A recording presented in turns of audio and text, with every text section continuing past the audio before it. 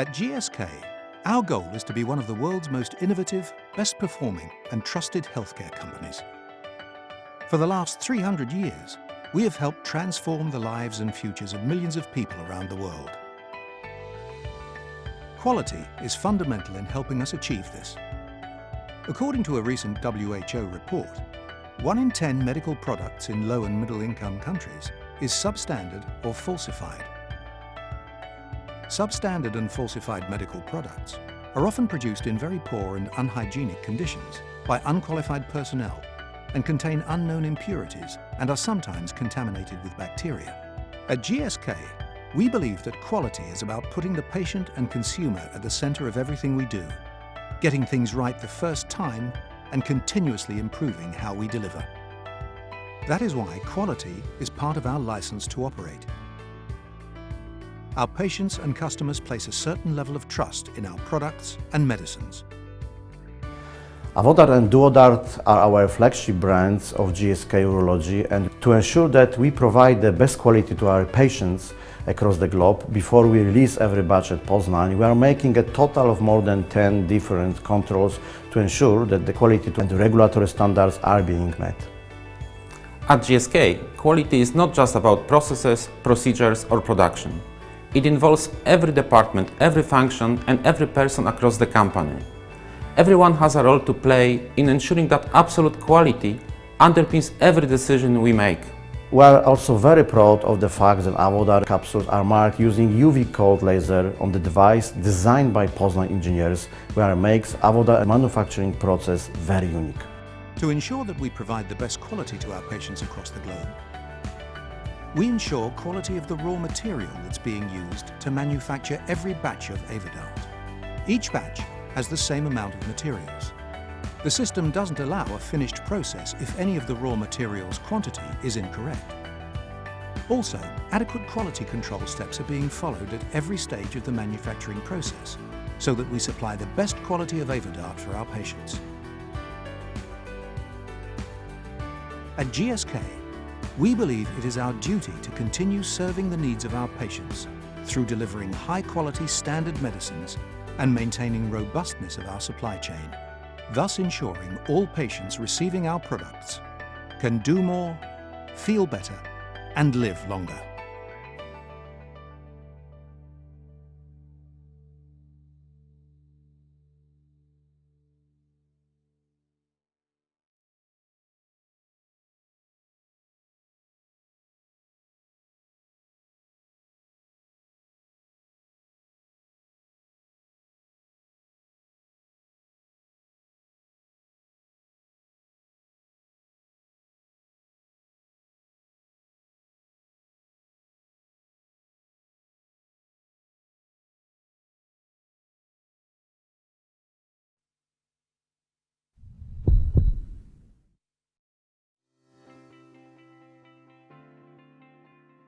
Benign prostatic hyperplasia, or BPH, is the enlargement of the prostate.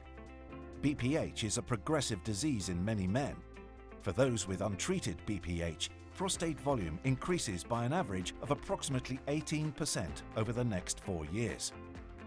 An increase in prostate volume is one of the key risk factors for BPH disease progression, and progressive disease can result in complications such as AUR and BPH-related surgery. Therefore, controlling prostate volume is an important component of BPH care. Evidence supports offering 5-ARI and alpha blocker combination as first-line medical treatment option in men with moderate to severe LUTS BPH at risk of disease progression. Avodart, co-prescribed with tamsulosin, has been shown to reduce prostate volume. In the COMBAT trial, Avodart, co-prescribed with tamsulosin, reduced prostate volume by 27.3% over 4 years, whereas with tamsulosin monotherapy, it increased by 4.6%. By reducing the risk of disease progression, Avodart, co-prescribed with tamsulosin, significantly reduced the relative risk of AUR and BPH-related surgery by 66% versus tamsulosin monotherapy.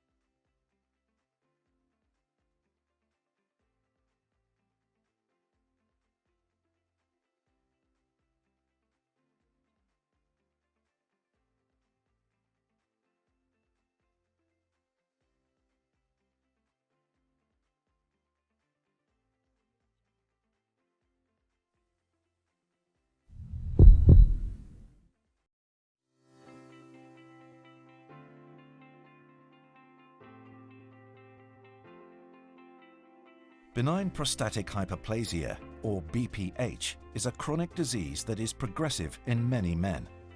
Disease progression may result in worsening of symptoms and increased risk of complications, such as AUR or BPH-related surgery. 5-ARI and alpha blocker combination therapy is more effective than alpha blocker monotherapy in relieving bothersome symptoms, alteration of disease progression, and prevention of complications in LUTS BPH. Combination therapy should therefore be prescribed primarily in men with moderate to severe LUTS BPH at risk of disease progression.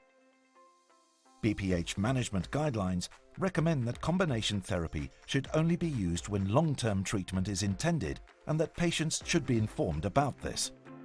In a retrospective US claims database analysis, the longer a patient continued to receive 5-ARI therapy, the lower were the one-year rates of AUR and BPH-related surgery. For every additional 30 days, a patient continued to receive 5-ARI therapy. The likelihood of AUR was reduced by 14% and BPH-related surgery by 12%.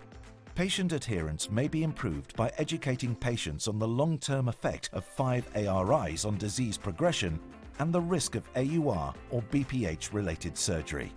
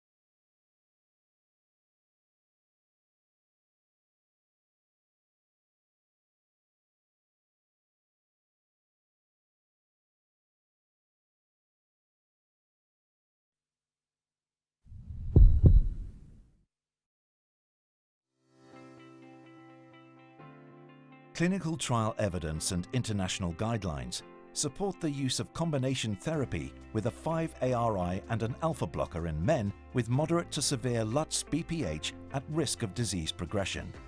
Despite this, patients at risk of progression are often initiated on alpha blockers. Researchers developed the BPH drug disease model to assess the impact of delayed initiation of combination therapy on treatment response rate and incidence of AUR or BPH-related surgery. The drug disease model used pooled data from 10,238 patients with moderate to severe LUTS BPH at risk of disease progression in 6 dutasteride clinical trials. The model was then used to run clinical trial simulations with 7 virtual parallel treatment arms for 48 months. 500 patients per arm were used for a longitudinal model that looked at the treatment response rate, defined as the proportion of subjects with a drop in IPSS greater than or equal to 25% from baseline, and 1,300 patients per arm were used for a time-to event model that looked at time to and incidence of AUR or BPH-related surgery. Treatment response rate, or time to AUR or BPH-related surgery for immediate initiation of combination therapy, was compared with that for patients who were initiated immediately with tamsulosin monotherapy. And tamsulosin non-responders switched to combination therapy at 1, 3, 6, 12, and 24 months. At month 48, significantly more patients achieved a clinically meaningful improvement in IPSS, with immediate initiation of combination therapy compared with tamsulosin monotherapy. Immediate initiation of combination therapy significantly increased clinical response rate compared with delayed initiation by 6 months or later. Predicted curves indicated that delay in initiating combination therapy resulted in a trend for lesser reduction in IPSS.